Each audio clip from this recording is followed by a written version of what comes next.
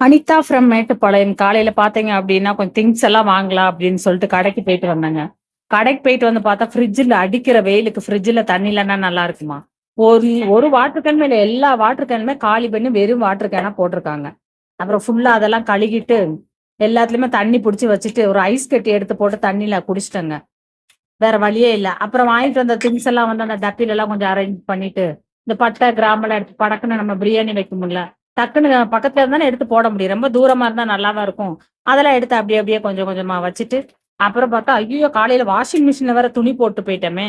என்ன பண்ணேன், அத போய் ஒரு ஓரமா இப்பலாம் மொட்டை மாடிக்கு போறதே இல்லங்க. சைடுல காய போட்டாலே போதும். பக்காவா காய்ஞ்சிரும். அதனால அத எடுத்து போய் ஓரமா காய போட்டுட்டு வந்து பார்த்தா கொஞ்சம் தான் கூலிங்கா இருந்துச்சு. ஒரு வாட்டர் கேன தூக்கி ஃப்ரீசர்ல போட்டு அந்த தண்ணிய எடுத்துட்டு நல்லா குடிச்சேங்க. தண்ணி குடிச்சிட்டு, இனிமேல் வெளிய போறதுக்கு முன்னாடி வெயில்ல ஃப்ரிட்ஜ்ல தண்ணி இருக்கா அப்படின்னு சொல்லி தான் செக் பண்ணிட்டு தான் போணும்.